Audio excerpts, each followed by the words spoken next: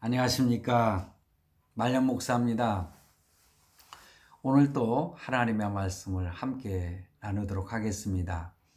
사도행전 2장 42절로 47절 말씀인데 여러분들께서는 이제 성경을 참고하시고요. 제목을 예수의 공동체란 제목으로 함께 나누겠습니다. 오늘 말씀은 제가 묵상하고 준비하면서 이번 설 명절 때 온 식구가 함께 모였을 때에 이 말씀을 참고해서 참 서로 행복한 그러한 가정을 만들기를 바라는 그런 바람을 가지고 이 말씀을 준비했습니다. 이 박쥐 중에 흡혈박쥐, 그러니까 피를 빨아먹는 박쥐가 있는데 이 박쥐는요 아주 특이한 체질을 갖고 있다고 합니다. 이 박쥐들은요 동물의 피를 빨아먹고 사는데 이틀간 계속해서 먹이를 먹지 못하면 자기 체온이 25%나 줄어든다는 거예요. 그런 상태에서 60시간 정도 지나면은 죽어버리고 만다고 합니다. 그러므로 이 먹이 사냥에서 허탕을 치면은 큰 문제가 생기는 거죠. 그래서 허탕을 치고 돌아온 박쥐도 있는데 그 박쥐는 그 자신의 생명을 위해서 다른 동료에게 먹을 것을 구걸을 한답니다. 그러면은요 그 동료 박쥐는 자신이 먹은 것을 토하여서 이 배고픈 박쥐에게 먹여줌으로써 그의 생명을 연장시켜 준다고 합니다. 참 동료애가 깊은 박쥐죠. 그러면은 그 동료 박쥐는 이렇게 그들이 준 그 먹이를 먹고 이렇게 생명을 유지하게 되는데 그들은 이렇게 자신들이 언제나 먹이를 풍족히 구할 수 없기 때문에 무리 생활을 한다고 합니다. 다시 말하면은 공동체 생활을 통해서 서로의 생명을 돌봐주며 산다. 그렇게 기록이 되어 있더라고요. 그러나 그들은 그 사이좋은 생활 속에 꼭 지켜야 할 규율이 있답니다. 하나에. 그것은 만약에 동료가 위기에 처하여 먹을 것을 구걸했을 때에 특별한 이유 없이 혹시라도 거절을 한 박쥐가 있다면 어떠한 위기에 처했을지라도 거절한 박쥐에게는 결코 다른 동료들이 도움을 주지 않는다는 겁니다. 그것이 이 흡혈박쥐 세계의 하나의 법칙이라는 거예요. 하나의 공동체 안에서 서로 먹이를 나누는 것, 동료를 어려움 속에서 이렇게 구해주는 것, 바로 이것이 흡혈박쥐가 살아가는 비결이라고 하는 것입니다. 참 재미있지 않습니까? 참 이런 박쥐도 있구나 그런 생각을 했어요. 성도 여러분, 우리는요 예수 믿는 성도들은 그리스도의 피로 구원받은 바로 신령한 공동체입니다. 이런 표현을 하면은 좀 지나치다고 생각할지 모르지만은 사실은 우리는 예수님의 피를 먹고 사는 생명체들이에요. 오해는 하지 마십시오. 바로 그리스도의 피로 구원받은 생명체이기 때문에 우리는 이렇게 하나 돼서 그리스도의 피로 하나 돼서 참 서로 협력하고 도와주고 그러면서 살아야 되지 않겠습니까? 만약에 그리스도의 피로 구속받은 하나의 공동체 한 형제들끼리 서로 도와주지 못하고 서로 싸움박질만 하고 서로 미워하고 시기하고 만약에 그런다면은 어찌 보면은요 이 흡혈 박쥐보다도 못한 존재가 아닐까 그런 생각을 하게 되는 것입니다. 오늘 본문 말씀은요, 참 오순절의 성령 강림 사건 이후 그 초대교회 성도들의 생활 모습을 보여줍니다. 오늘 본문의 말씀은 교제하는 공동체였습니다. 이 초대교회는. 그들은 그 사도들의 가르침을 받고 서로 사귀며 기도하는 일에 힘을 썼습니다. 또한 그들은 날마다 마음을 같이하여 성전에 모여 떡을 떼며 하나님을 찬양했습니다. 그들이 서로 사귀며 떡을 떼었다는 것. 제가 좀 전에도 그런 표현을 썼는데요. 우리는 예수 그리스도의 피로 구속받은 하나님의 자녀들인데 그런 공동체이기 때문에 우리는 예수의 피를 먹고 사는 존재라 그런 표현을 썼지 않습니까? 그런데요, 또 여기서 서로 사귀며 떡을 떼었다 하는 것은 이 떡은 그리스도의 몸을 상징을 하거든요, 영적으로. 그래서 이것을 상징하는 떡을 뗐다. 이것은 성도와 성도 간의 영적인 교제를 의미합니다. 예수님은 생명의 떡이시잖아요. 예수님은 어디에서 태어나셨습니까? 베들레헴. 베들레헴의 의미가 떡집이라 그렇게 의미를 가지고 있잖아요. 그러니까는 바로 예수님은 생명의 떡이라. 그래서 그리스도인들이 서로 진정한 사귐과 교제는 하나님의 말씀을 나누는 것입니다. 하나님의 말씀을 받을 때에 바로 신앙이 성장을 하게 되고 생명이 성장해 가는 것입니다. 데살로니가전서 2장 13절에 보면은 이러므로 우리가 하나님께 쉬지 않고 감사함은 너희가 우리에게 들은 바 하나님의 말씀을 받을 때에 사람의 말로 아니하고 하나님의 말씀으로 받음이니 진실로 그러하다. 이 하나님 말씀이 또한 너희 믿는 자 속에서 역사하느니라. 데살로니가전서 2장 13절에 이런 말씀을 했습니다. 하나님의 말씀을 받을 때에 때로는 이렇게 설교를 들을 때 이것도 말씀을 받는 것입니다.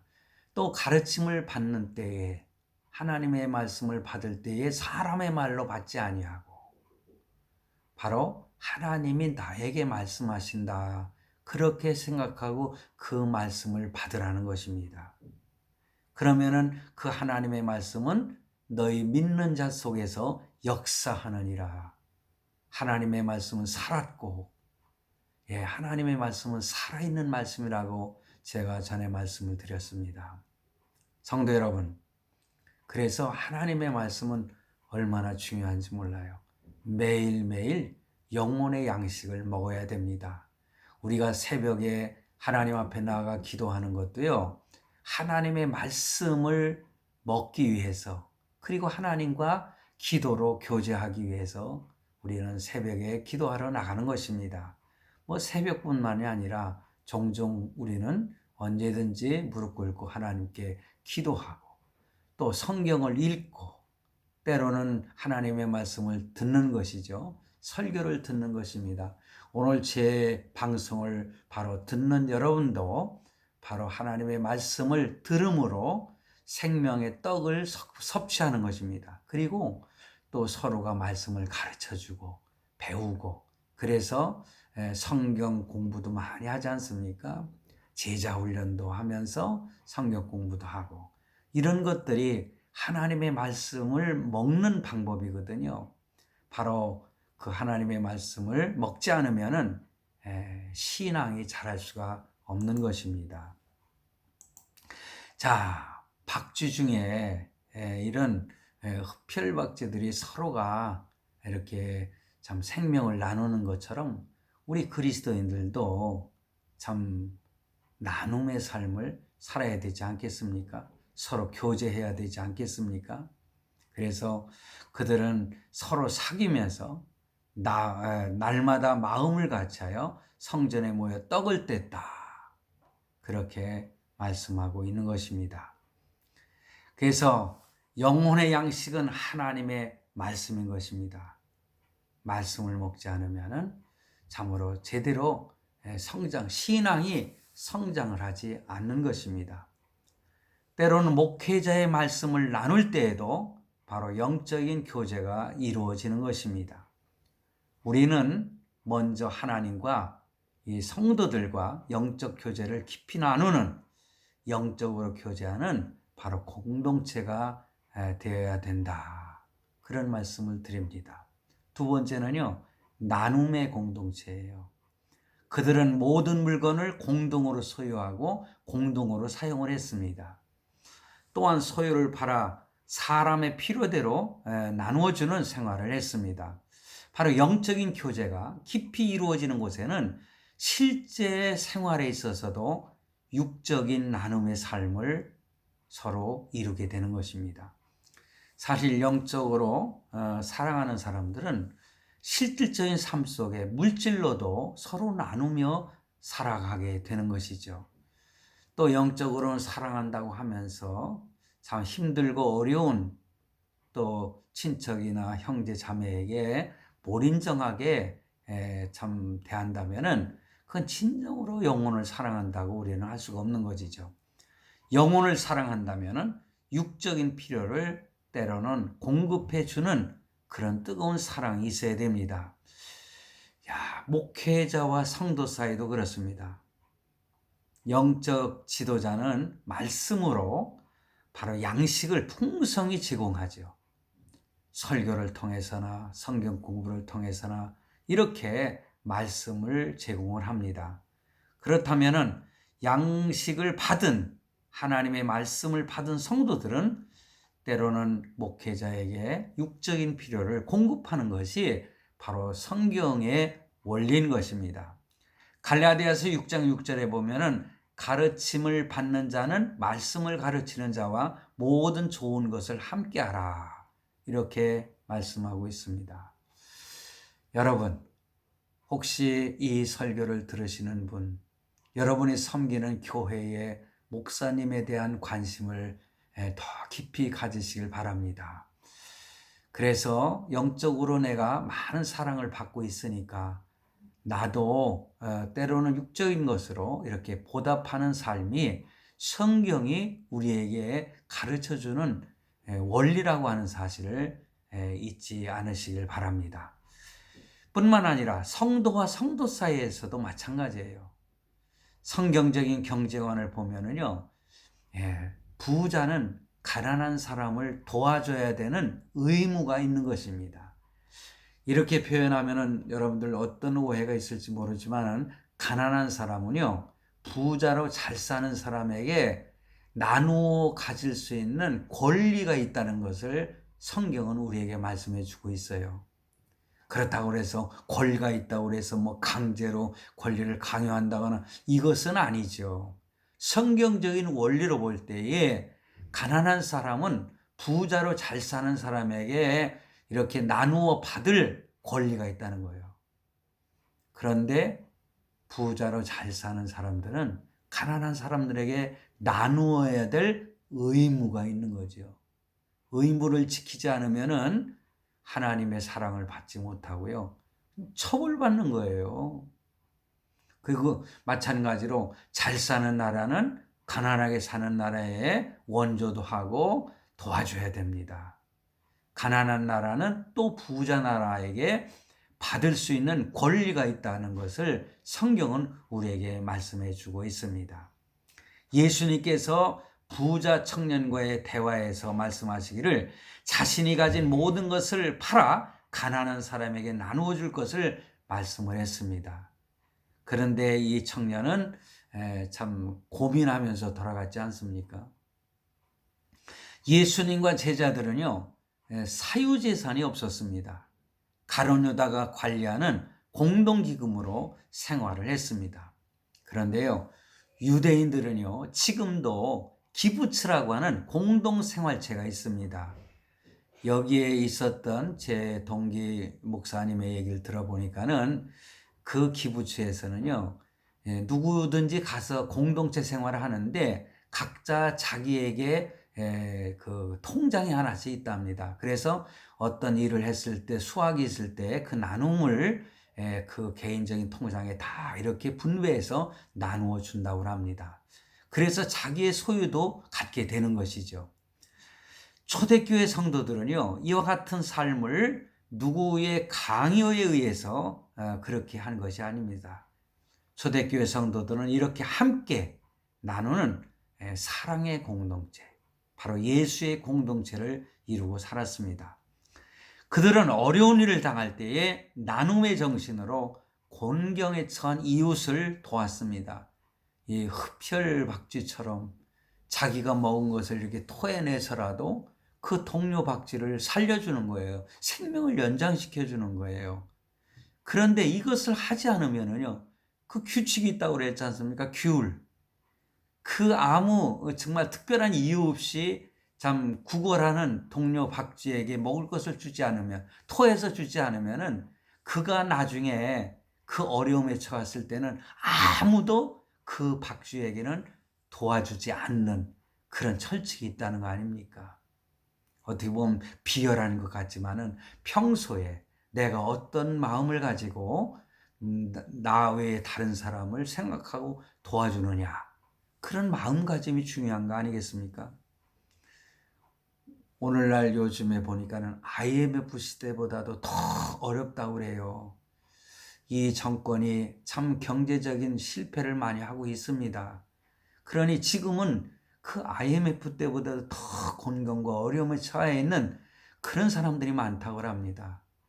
참 이제 명절이 얼마 안 남았는데 참 어려움을 겪는 많은 사람들에게 참 자비의 손길을 이렇게 펼칠 수 있는, 그리고 가진 자들이 나눌 수 있는 그러한 복된 나라가 됐으면 얼마나 좋겠습니까? 영적 교제와 더불어서 육적인 나눔의 교제가 이루어져서 더 깊은 사랑을 실천하는 그런 개인과 가정과 교회가 되기를 간절히 바랍니다. 바울은 사도행전 20장 35절에서 예수님께서 친히 말씀하심을 인용해서 주는 것이 받는 것보다 복이 있다, 그렇게 말씀하고 있습니다. 나누면서 사시기를 바랍니다. 마지막으로 선교 공동체입니다. 영적인 깊은 교제와 육적인 나눔의 교제를 통하여 그들의 신앙은 성숙해졌죠. 초대교회 성도들은. 그 결과로 그들은 선교라는 그리스도의 지상명령을 실천하는 원동력이 나타났다는 것을 볼 수가 있습니다. 그만큼 서로 똘똘 뭉쳐서 사랑으로 하나 됐을 때, 사랑의 공동체, 예수의 공동체가 됐을 때 이렇게 선교도 할 수 있는 능력이 있는 그런 공동체로 발전해 갔다는 것입니다. 바람직한 교회의 모습이 무엇일까요? 초대교회는 바로 선교하는 교회였습니다. 베드로의 설교도 선교적 측면에서 이해되어져야 합니다. 왜 그렇습니까? 오순절 성령 강림의 사건을 통해서 그들은 방언을 했습니다. 그 방언을 했다고 하는 것이 얼마나 귀한 일입니까? 전 세계를 향한 복음의 확산을 위한 하나의 기초를 놓은 것입니다. 하나님은 이렇게 역사하셨습니다. 성령 강림의 역사가 또 무슨 결과를 낳았습니까? 복음을 전하기 위한 방편이었습니다. 성령 충만한 제자들은, 즉 베드로, 스데반, 빌립, 바울 등 모든 사도들은 선교에 일생을 바친 것을 우리는 잘 알지 않습니까? 하나님께서 왜 우리를 부르셨습니까?